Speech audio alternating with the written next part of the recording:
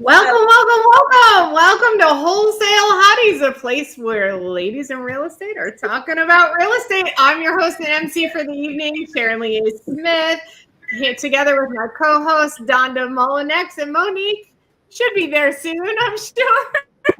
And today we have an amazing guest. There she is, Monique. And today we have an amazing guest, the real estate princess, Miranda Newell. Miranda, welcome to the show. We're so glad you're here. Hey y'all, how are you guys doing?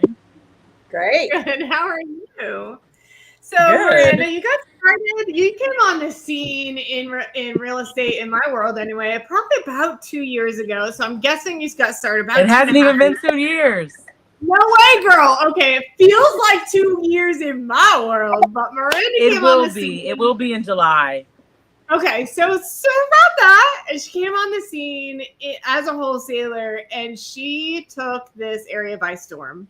This girl hit the pavement, hit the phones, hit the ground running, and has done amazing. I have really had great pleasure watching you grow and blossom in this space. Tell us a little bit about your journey, how you got started, why you got started, all the things. That's so funny. I love telling this story because it's so funny. So before I was not thinking about real estate. Let me say that. I was a corporate recruiter for Amazon. So I was hiring like engineers, software engineers, cybersecurity analysts, all the good stuff, for Amazon that does the behind the scenes stuff. And I mean, it pays pretty good. Like when you're in the corporate world and that side, like on that side of Amazon, the benefits are great. You get Amazon stocks, all of that. So I was like, ugh, I'm getting burned out. Y'all are working me to death. So I was like, pretty much I was like, I'll do one last assignment as a temp contract, and then I kind of need a break. So that's kind of what I did. And I stopped working in May of 2023. And I was just relaxing, after that. And me and my husband, we go to Miami quite a bit. We love Miami. And this is before I had a baby. So we were in Miami. I was sitting in my hotel room. This is before like TikTok really took off too. Like it was there, but it wasn't there like it is now. And I was literally on my phone we were in the room. We were kind of tired. It was like over 100 degrees that day. So we were just chilling. And a lady's video popped up on TikTok about real estate. And I'm like, okay. And she explained it and I got it. I was like, oh, this is cool. But I was like, okay, so I went to her profile. I don't even know who it was. Like, that's the crazy. I couldn't even go back and find her video if I wanted to.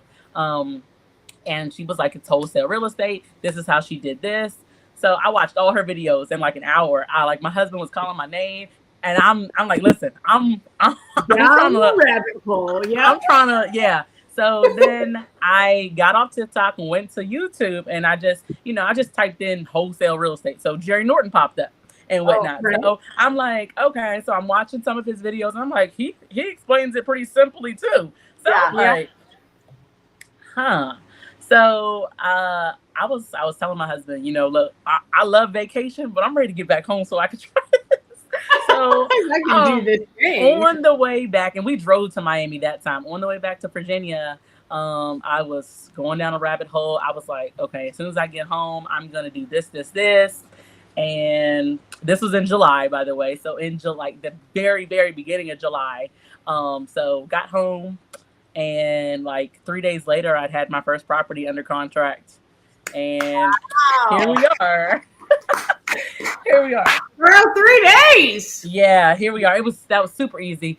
He's been my best seller that I've ever worked with thus far. Like I still keep in contact with him because he was kind of like almost local to my area. Like I can get to his house in like 20 minutes. So his old house in 20 minutes. So yeah, he was very nice. He was one of the best sellers I've ever worked with. So nice. And here we are. Nice way to break you in on the first one for sure. Yeah, because they're not all nice. No, they're not. No. So did you just start calling, or did you get pay for something to get a list of names to call? So I've never really worked off a list. Like I don't pull lists from like PropStream and PropWire. I literally I went on Zillow because I was like, okay, everybody knows Zillow. So I went on Zillow and I think I had just put like for sale. I unchecked agent listed and I left all the rest of them. So on the rest of them it was like auctions and pre-foreclosures. Everybody's like, how did pre-foreclosures fall in your lap or whatever? I just left him checked. So one of his houses was the first one to pop up, and it said it was going to auction. So I was like, I'm like, I know what that means. I'm like, obviously he ain't been paying his mortgage, so he's behind. But that's kind of all I knew at that point. So then I was like, I was just started researching, like, pretty much what to do about auctions. But luckily, I still had a little bit of time. Like his auction wasn't until like August 14th, so it was still a little bit of time, at least like 3.5 weeks. So ultimately, I got the auction postponed anyway, but I didn't need to. So that's kind of how I got into pre-foreclosures. And whenever I am looking for them, I just go on Zillow. And then, well, now almost 2 years later, I've developed a couple of different relationships with foreclosures attorneys. So I work with them quite a bit. Nice. Yeah. Well, it's nice that you're able to help people like that because a lot of them. I know. I love it. I keep telling people I really don't touch. I never closed anything else. So everybody's always asking me, do you want to try something else? Do you want to do this? I mean, unless it falls in my lap, I probably will never change, unfortunately. Well, if it ain't broke, why fix it? Thank you. And sadly, people are not gonna stop falling behind on mortgages. Sad to say, but it's gonna happen, unfortunately. So right. Yeah. So it's been a journey. Miranda, give us an idea, like how many properties do you work on in a year, or a month, or a week, or how's that look for you? I wish I had a more scheduled routine. I have not really had a scheduled routine since having a baby. So it's been up and down. It's one day I might be working, the next day I might not work for another week or two. So it's been super sporadic, like this year and then the end of last year. So like my first 6 months, which was the end of 2023, I closed that very first deal. It closed in August, and then I went pretty much really hard up until like December, like December 1st.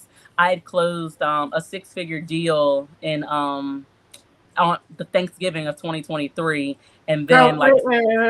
We'll pause right there. Did you hear that, girls? Yeah. She goes in and she closes a 6-figure deal. I did. As a wholesale. And I'll get into the story on that. I will. Yeah, you gotta tell the story. I will tell. So I went super hard and got that closed. Like literally, it closed like 2 days after Thanksgiving, and then I found out I was pregnant. So I was like, oh, I'm definitely taking a break now.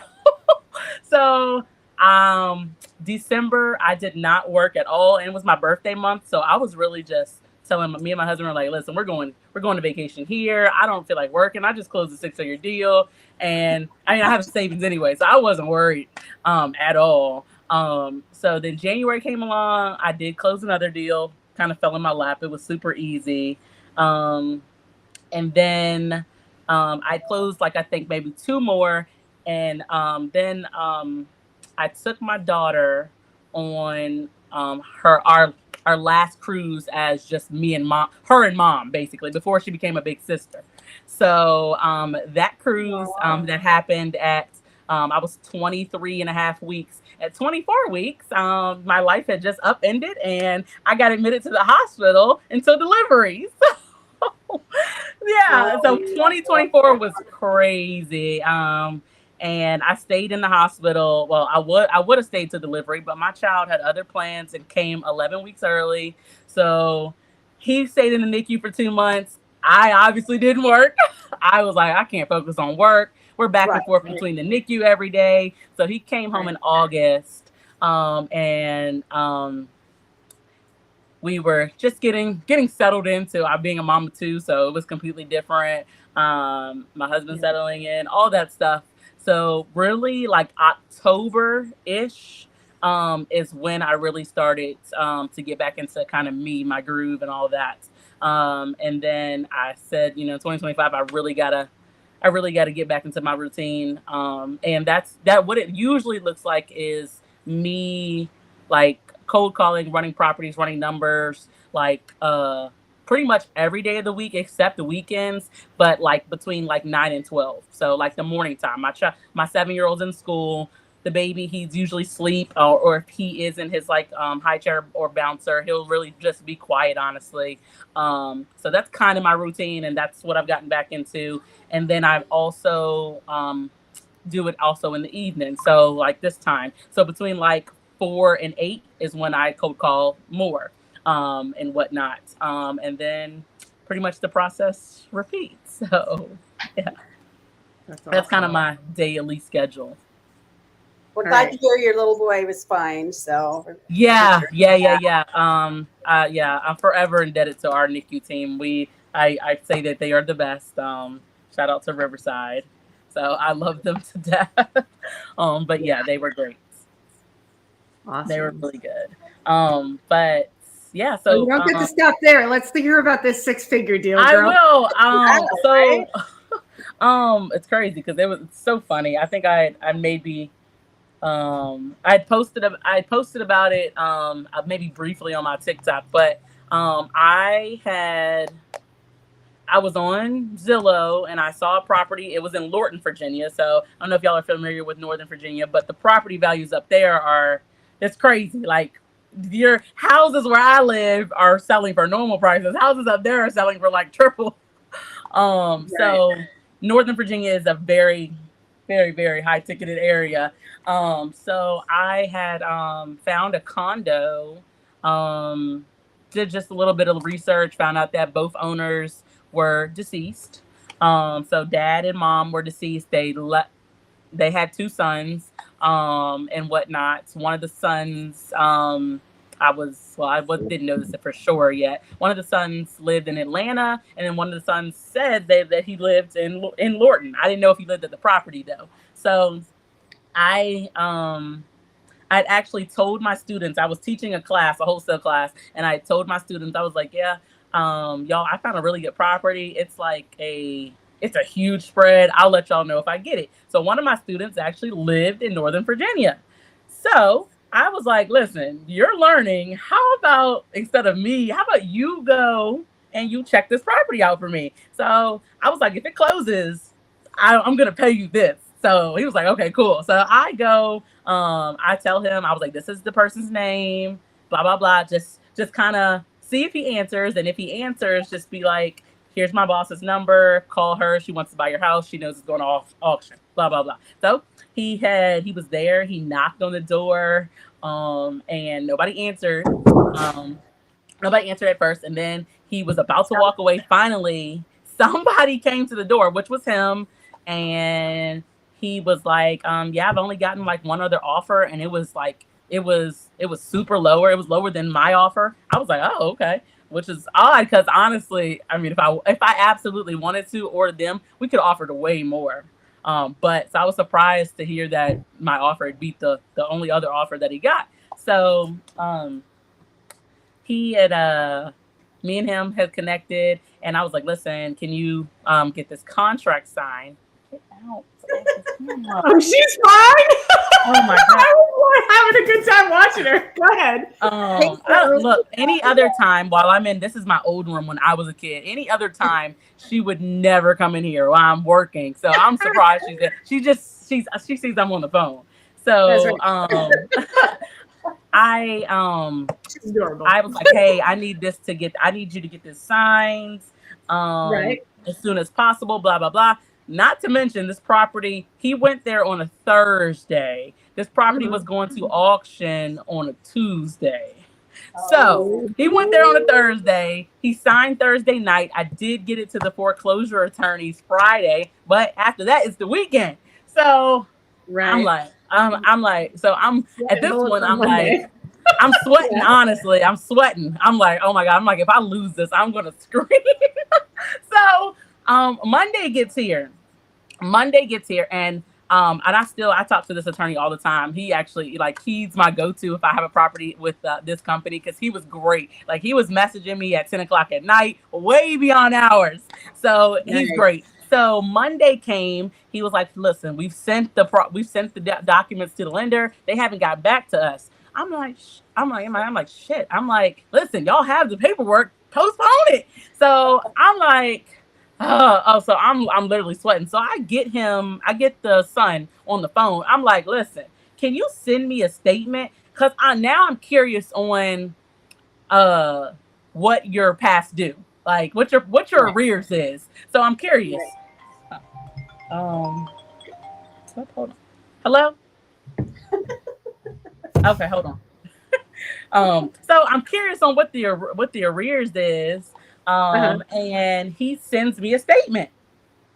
So I'm looking at the statement. I'm like, this is it. I'm like, shit. So I tell my husband, I'm like, do you see this? I'm like, I wish he had sent me this prior to that. Prior to me submitting this, I would have paid that. I would have paid it for you. So what we did, it was like 10 o'clock at night. I'm like, I text the attorney. I'm like, listen, I need wire instructions for PNC Bank ASAP. So he was like, okay, let me generate a quote, blah, blah, blah. He generated a quote with the attorney fees, all that stuff in it. The arrears was only $3,000, like $3,000 is change.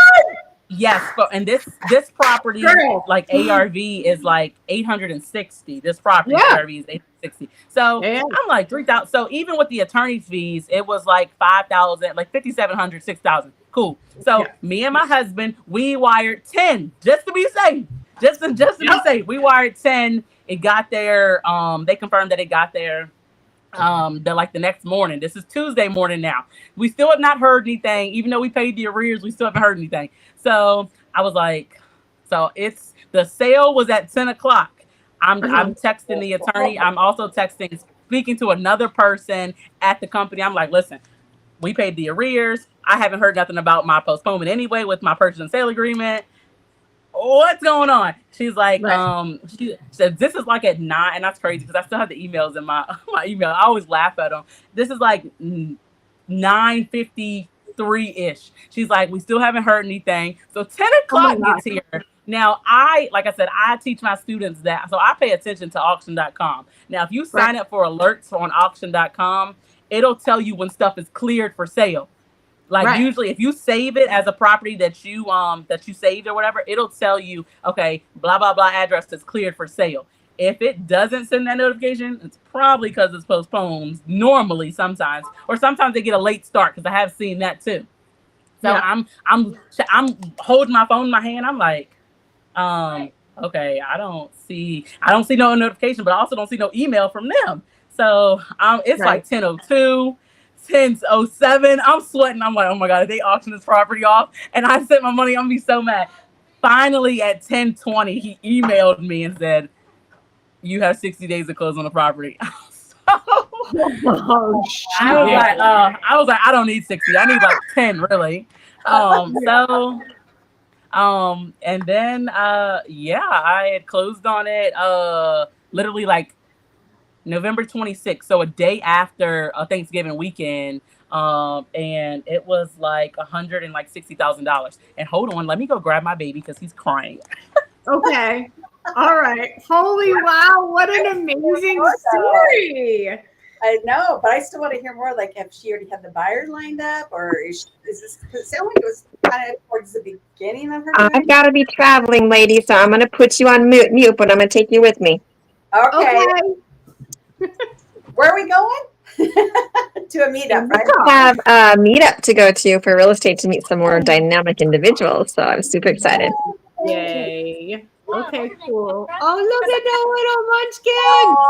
Oh, how cute. Say hi. You just woke up.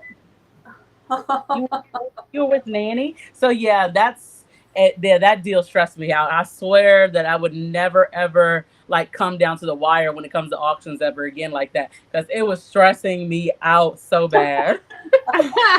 I had never been so stressed in my life. Did you have a buyer lined up before you paid that money? I think I did. Like I had already, like prior to me even prior to me even sending the money, I had already sent it out to like my trusted people that are in that area. So Right. it was basically sold. Like I'm pretty sure it was sold within like hours, honestly. good. So he was 'Cause already I done. So wouldn't then dare if I didn't have my I buyer lined up. yeah, I I'm was happy to scared spend my money, because but Lord. Yeah. yeah. I was scared. I was like, oh shoot. I was like, the buyer's gonna be so mad if I don't get this postponed. So I was like, okay, so yeah. Thankfully, stuff in that area does not last long. And Yeah. surprisingly, I haven't done anything else in like that Northern Virginia area again though. Like I say, so I keep saying I'm gonna focus on that area, and I never do.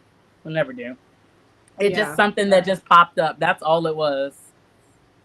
Well, you should. It's lucrative up there. It is. It is. It is. It really is.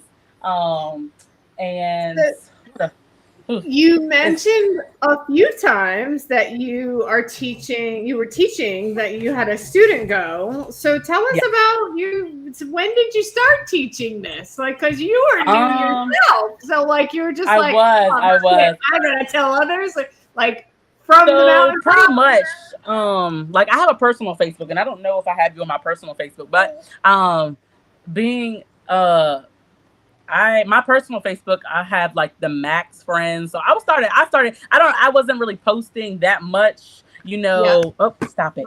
No, stop. You cannot grab that. I was not really posting that much like on my work profile. I was still kind of posting on my regular Facebook. So people were like, oh, what are you doing? Like, what are you doing? Like, what are you doing now? I see you going to this. I see you, making money, blah, blah, blah. So a lot of people were intrigued. They obviously did not know what I didn't know either a few months ago.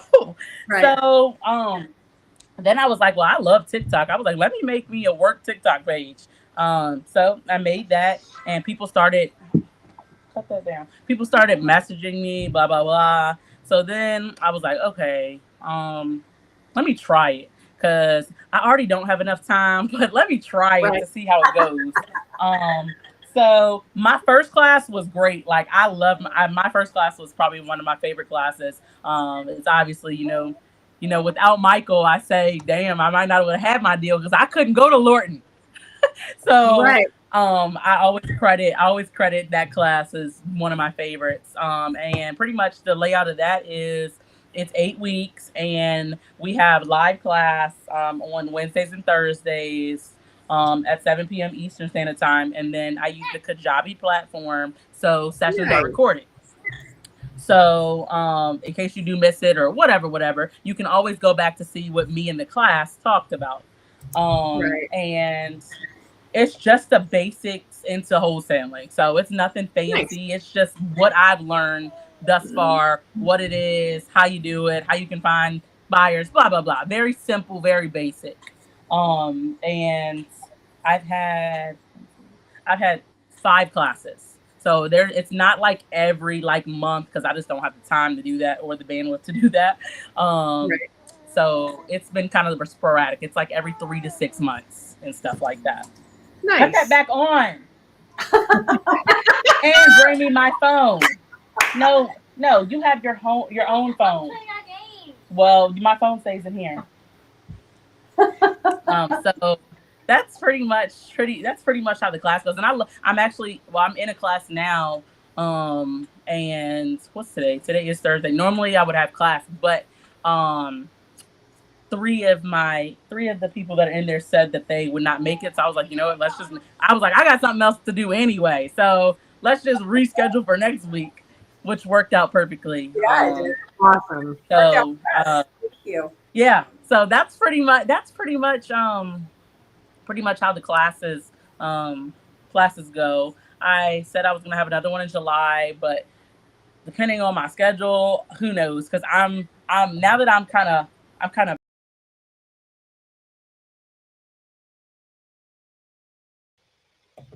Uh-oh. Oops. I'm not sure what happened. No, but here we are. Okay, you guys can still hear me, right? Yeah. Oh, Lord. Okay. I thought I hit something. No. But yeah. Um, it's been going good though. I like seeing other people close deals that I have worked with. And also I've seen, people that um say they're interested and they really don't follow through. I've seen lots of that, Yes. honestly, all the time. I see it every single day. And even people that I've taught in my class, like, I'm like, why do y'all want to pay money just to not use the information that Yeah. someone gave you? So, which is crazy to me, because if I'm paying for something, I'm obviously going to find it useful and whatnot, and I'm going to try to apply it. But it's kind of like 50-50. Like, there's some people that took off and ran with it and are doing, okay, at least they're trying. And then there's some people that they just wasted their money, in my opinion. Yeah. How much are you charging if you don't, I mean, just so the audience knows and can reach out if they're interested. How much are you charging? So it's $350 for the 8 weeks. And I Okay. accept Klarna, Afterpay, and all that good stuff. So if you are approved for those other things, you don't have to pay it up front. Nice. Well, those are easy. I mean, that's not a bad price at all, and those are easy payment methods. That's awesome. Yeah, okay. so that's been cool. That's nice that you make it affordable for people, because a lot of programs aren't affordable and they just they get into trouble because they don't have somebody to talk to or get advice or whatever. So it's really nice that you do that, Miranda. Yeah. Thank you. I just had a question on the top of my head. What was it? So, you're a great storyteller, so I want to know. Tell us about like your most problematic seller that you've had to deal with, like the biggest. She's covering her face. Like, I feel like I have so many. Like, it's people. Like, I feel like the deals that are easy, the seller is unproblematic, but the ones that you're like trying to make really work are the people that are just assholes and stuff. So I'm gonna say, let me really think, because I've dealt with some problematic sellers. Oh, I don't even know how I forgot this. Okay. You wanted to forget it. It was so bad, huh? I swear. No, it really was. It really was. So this was another condo. It was in Richmond, Virginia. It basically and it was last minute. I was just searching up stuff in Richmond. I was like, okay, let me try Richmond, because I don't do much stuff there, even though I probably could. I found a condo. I'd reached out to the person I thought possibly was the seller. Turned out he was the brother of the owner of the property. So I was like, hi, I'm calling about blah blah blah, and he was like, are you sure that property is going to auction? And I get that all the time. Yeah, I'm sure. Yeah. I'm like, you think I'm just calling you out the blue to tell you that? It's definitely going. He was like, okay. He didn't know that. He was unaware of that, which a lot of family members are. I run into that all the time. Like, if I do get a family member, they're like, what, really? They're completely stunned most of the time. Which is unfortunate, because I'm like, damn, tell y'all's families or something. Maybe they can help. Right. But a lot of people do. A lot of people don't, unfortunately. So I lost his number. Like, I make so many calls during the day, I had forgot which number was his. I didn't save it. So I then had to go skip trace and find some other family members. So I found the sister. So I was like, hey, your brother's property, blah, blah, blah, is going to auction. I talked to your brother, but I couldn't find his number again, yada, yada, yada. So she gave me the number again. Then she was like, well, here, I'm going to give you the wife's number too.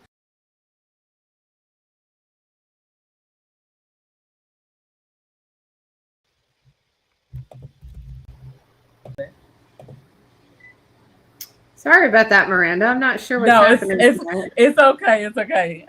So I got the wife's number. I was like, okay. So the wife didn't call. I didn't hear from the brother, and I didn't hear from the sister anymore. So I was like, okay, whatever. I'm not even gonna keep trying to call these people. So I get a call one day, and I'm like, first I'm like, who is this? I didn't know who it was. And the person was like, this is Dana, blah, blah, blah. And I'm like, I don't know who you are. And then like her voice was really very raspy. So I could barely understand. So she was like, I'm calling about the condo in Richmond or whatever. So I'm like, okay. I'm like, well, who are you? Like, who are you to the owners? She was like, I'm the daughter of the wife. I'm like, okay. So this is when I found out that the owner, the guy that lived in the house, he died. He's dead. So I was like, okay, so he's dead. But the wife is still living there. I'm like, okay, well that's, it happens. So I'm like, okay, well, the property's going to auction. Here's my offer. Which was like $40,000. It was $40,000, y'all. Now this is in Richmond, in a decent part too, and they didn't want much either. They really didn't. I will say on that note, they did not want much, but it gets worse. Let me just say that. So I'm like, okay, so it was super complicated, lots of heirs. So I was like, okay, so Tony died. I'm like, well, when did Tony die? He died early 2010s ish, something like that. So he's been dead a while. I'm like, okay, cool, whatever. So I'm thinking it's just the wife that's gonna sign. Obviously, I'm like, okay. So he was like, so I get a call from the brother. He was like, that Tony has grandchildren. I'm like, no, I don't know that, because what do they got to do with my transaction? I was like, huh? I was like, what?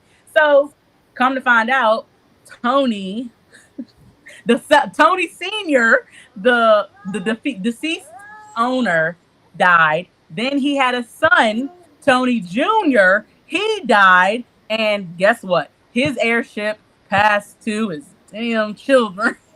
So I'm like, oh, I was like, I'll never ever do another heir property again after this. So and I don't even want to call them kids, because they're 18 plus. They're like 18 to 21. They're like my age. I'm 26. But right. I'm like, okay.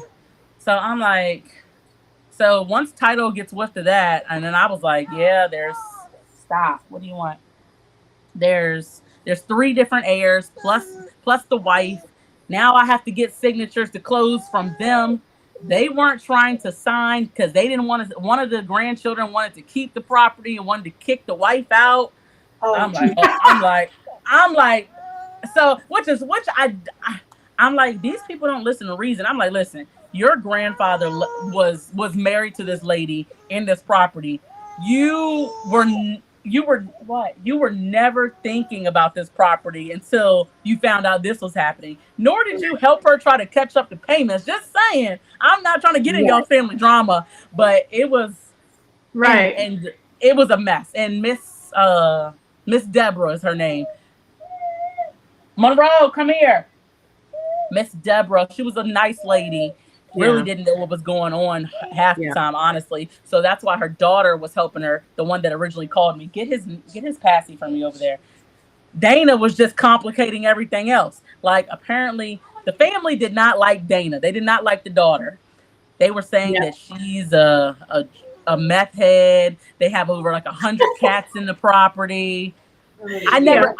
Fun fact about me, I've never been to any property except my very first one ever. Yeah. So I don't go to properties no more. Whatever. I get people to take pictures for me, or the sellers will do it for me, which she did, but still I need to see it.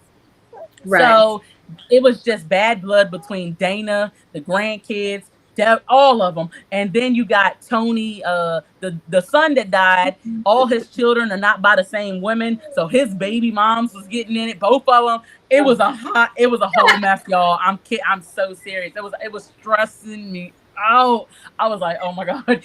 And really, I didn't think it was ever going to close. This is in November of last year. It was supposed to be a seamless transaction that was going to close in like 10 days, y'all. I got the property postponed.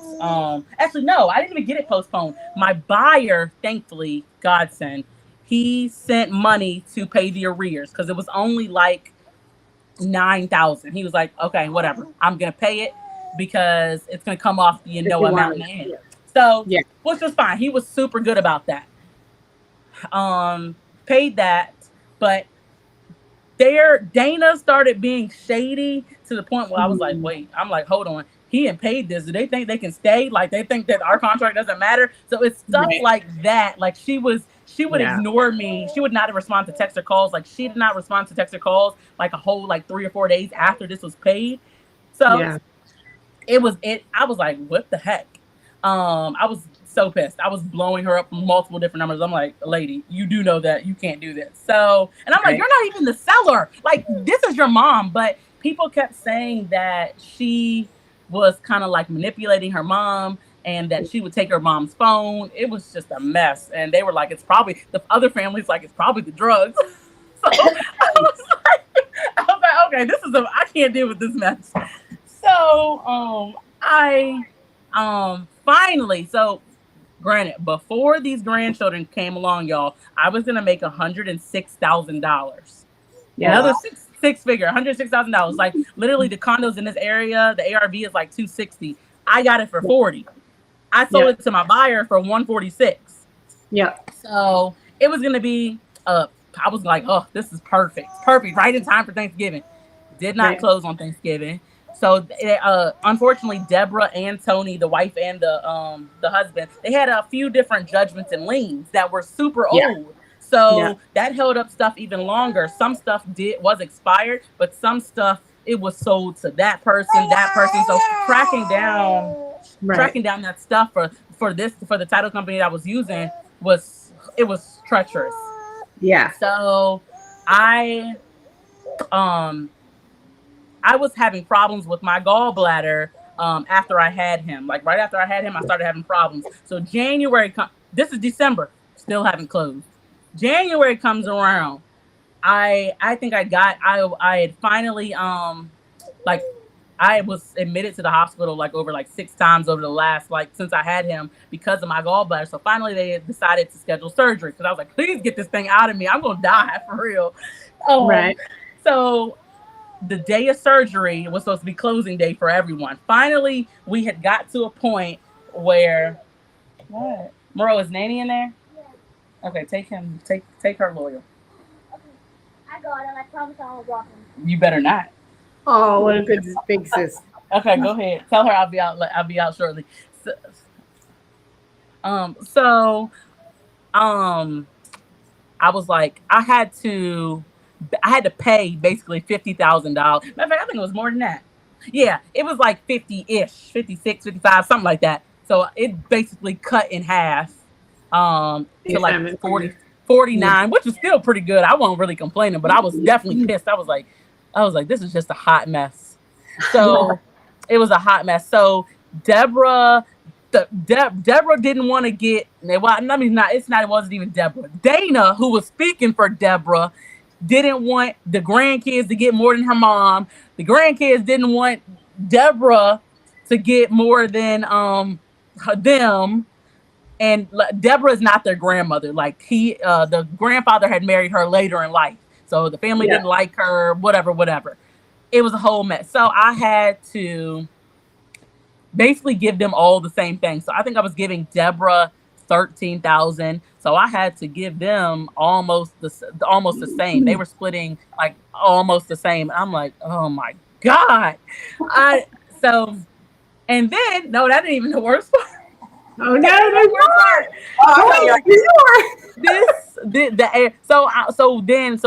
The Tony's father was originally from North Carolina. If the grandkids would have never even mattered if people deeded their stuff correctly, and that's another thing that I keep trying to educate people on. Yeah. Deed your stuff correctly. Like if they had deeded it, rights with survivorship, then she would have been fine. But they deeded it tenants in common. I'm like, oh my goodness, why would you do? So apparently the story was that the father gave Deborah and his son that for their wedding, but he kept his name on the deed for whatever reason. But I'm like, that's fine, but at least deed the property right. So the father had died too. This is Tony Sr.'s father. He died way back when too. he did have a will. His will, though, was recorded in North Carolina. So we had to get that will. I read through it.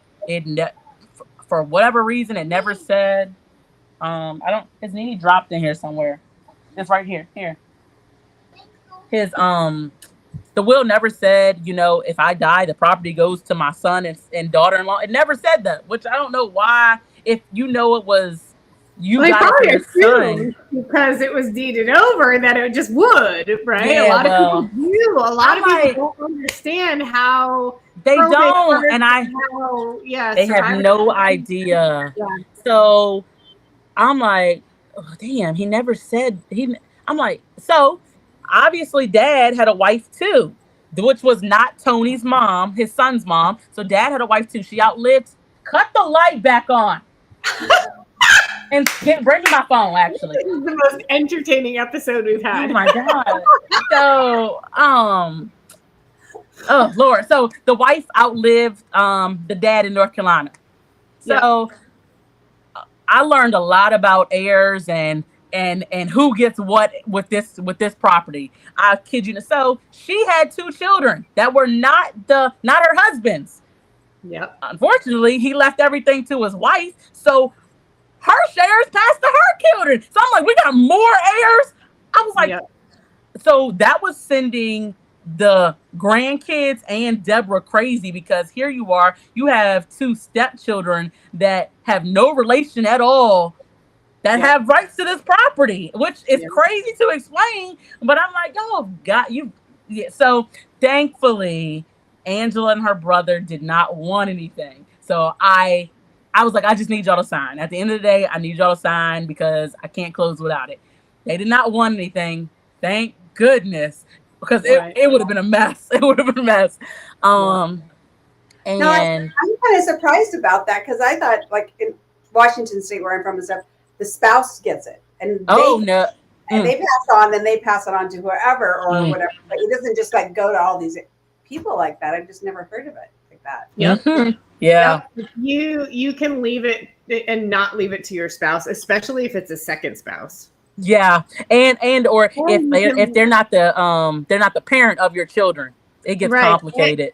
Exactly. That's the next thing. You can leave it to the kids, and the spouse has the right to stay in it until she passes, but the kids own it. Yeah. And so there's that as well. I had one in Norfolk where the mom passed, her daughter passed. There was like 4 kids from there, and these kids were all in their 60s, right? Wow. And it turned out that the mom had an affair, and there was a nephew over here that was in jail, right? And the 3 kids has no right to this property, but they didn't understand, like, the law's the law. Thank you. My signature, and there's nothing I can do about it. They were so mad at me, like it's my fault. The title company telling you, dude, that you need to get their signature. It's not my fault. I can't do anything about it. We ended up losing that contract. It was a whole mess. I was determined not to, but it was quite a few times that I was like, I just don't see this closing. Like, dude, I was working that deal from February of one year all the way through around to March the following year. That's crazy. I am freaking done with this. Wow. Yeah. So that was probably my longest deal. Is how somebody is up there in years and they are married a second or third time or whatever. What would you recommend that I know you're not attorneys and this is not anything like that, but what would make it easier for them for the distribution to go where they really wanted it to go? What I'm saying is, like, as much as I say will, that's cool too, but I'm going trust. Trust. That's what I said. So next week's guest, and Miranda, you ought to watch it. We have Mary Hart, and Mary Hart is an estate attorney. She spent probably 40 years as a estate attorney doing exactly this: estate planning, making sure your properties are deeded properly, that your will is in order, that your estate, your trusts are in order, that your LLC structures are in order, all these things to be able to pass on your properties without these headaches. Yeah, I tell people every time I go, I'm like, listen, get a trust, or I mean, do you have a life insurance? Do you have that? Yes. Like, yeah, because it's not just the property that this is a problem. It's life insurance. It is bank account. It's any, and you should have your trustee on your bank account. So when you pass, they have no issues. They're not going to seize your funds, like all that. Because otherwise, the bank will just, whatever you have, the bank will seize it and freeze it until you go through probate. But if you have a trust, that trustee automatically takes ownership and control and can start doing their thing. So the key is trust. Yeah, and you need to notify the bank there is a trust on it, right? So that's not complicated, where they're like having, like, they didn't know, and so now you're having to get their property. Pretty much put beneficiaries on all your stuff. Yeah. What about taking your spouse and quit claim deeding the property to them? Do you guys know much of that? So I had to do that with my divorce. I had to have him quit claim it to me. Actually, we ended up, instead of quit claim, we wrote it as a gift deed. Okay, yeah, that works. I did a gift deed to add I've done one of those too. Yeah. So these are good questions for next week when we have. Yes, definitely. Yeah, I've learned so much, and I'm like, you know what? My bachelor, my undergrad is in criminal law anyway. I'm like, I might as well just go be an attorney, and whatnot, because like, I love the amount of people. I love finding these people and having these conversations. It's kind of fun to me, but Miranda, they have stressed me out. It takes a special person to want to deal with that. Like, you get to a point, you're like, I'm out. And over a year sharing with that one deal, I don't know that I was stuck it out. Yeah, and you know what finally killed it for us? It wasn't even the family. It was the end buyer that I found wanted to use a closing attorney, and that closing attorney, I'll tell you, Miranda, do not use Isaac Glasser. That closing attorney went behind our back and told the sellers that we were committing fraud, and ended up telling them to cancel the contract with us, and went direct to seller from the buyer to seller. Guess what? You know how fraudulent this bullshit was? Sorry, I didn't mean to swear. He was the private money lender for the freaking buyer. Who is it? Isaac Glasser. Fucking snake. Ooh, sorry. I'm about to look him up. Don't use him for closing any deals. Anyway. Wow. Isaac Glasser. Yeah, after we go through all these hoops, all these things, it was such a nightmare. And then the end buyer, we finally got everything cleared, ready to go. And the end buyer that we found was like, oh, I want to use my closing attorney. This is what I use all the time. That's why. I wonder how many times they've done that to people. Exactly. Isn't there like an attorney thing where like they're not ethical that you can turn this shit into and get his? So yes, except that you have to have an attorney file that. And no attorney is going to file against an attorney. Yes, you would have to complain to the bar. All right, listen, we are already at 53 minutes. So before we get closing, Miranda, I want to know, what is her house? Or what is it? Her haven. Tell us about her haven. Oh yeah. So me and a few of my friends kept bringing me this whole idea since I was in real estate, and I'm like, listen, I got enough that I'm doing. Like, I'm trying to do so much and get back on track for myself. So they were like, pretty much, since you know your way around the real estate world now and you're meeting all these people, everybody's always asking us, well, what's for rent? What's for rent? And I mean, I get asked that question like 20 times a month. And I be telling people, I'm like, listen, I'm not a realtor. Then I honestly don't know, like, what's for rent. Like, I couldn't tell you. Like, I really do not know. Right. It's hard to find a good landlord, a private landlord. It's hard to find housing, period, right now. So I have been working on getting funding for Her Haven housing, which is going to support the pad split model. If you guys have not heard of pad split, it's basically co-living, private shared bedrooms, all that type of stuff. But it's going to support single mothers in Virginia. So all around Virginia, 804-757-540, Virginia, period. So right now we're working on getting a funding and then figuring out which area we do want to put the first property in, which has been super hard because everybody's like, this area. It's been super hard to decipher where. Because there's such a big need for it's housing. need everywhere. It's a need. It really is. So, I mean, eventually we'll get there to where it's one in every area, or maybe a few in every area. But deciding where that first one is going to be huge. And then, I'm excited because it's going to be, we're hoping to partner with obviously daycares, work first centers, for employment.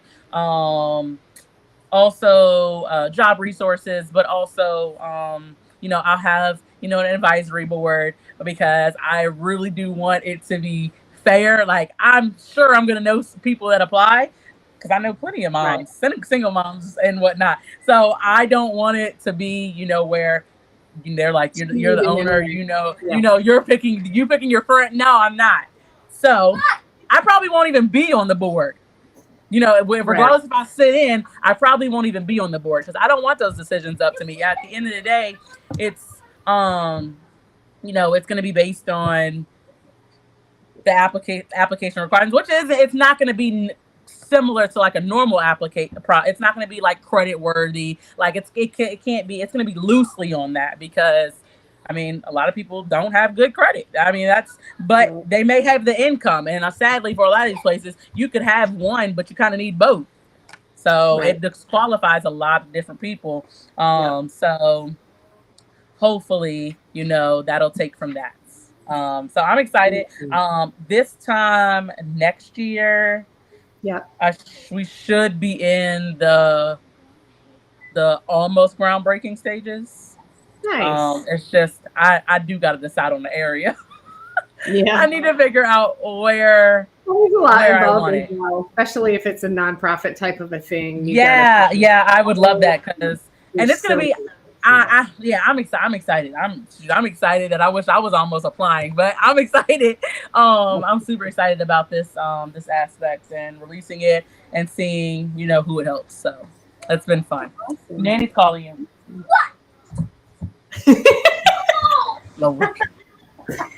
I love it. I love it. Well, thank you so much, Miranda. This has been a great thank y'all. episode. I really It's been fun. your stories. You're a great storyteller. I love it. I do want to quickly mention to you and to anyone else that's watching, don't forget that the Sweetheart Women in Real Estate Mastermind, it's a ladies only weekend retreat, is coming up in September and October. September and October, the last week of there. So go to sweetheartmastermind.com and check that out. And the heart is Mary Hart for our guest next week. And we already interviewed Wendy Sweet a couple weeks ago. So that'll be great. This is the attorney, right? The real estate attorney next week. Yep. I just wanted to do one more shout out to that. That's awesome. Yeah, so to our audience, if you need to reach out to Miranda, her phone is right here, and you can find her on TikTok or Instagram right there. Yes. And that's great, Miranda. Thank you so much for coming on. Thank you, ladies. It's been really fun. Bye. Thank you.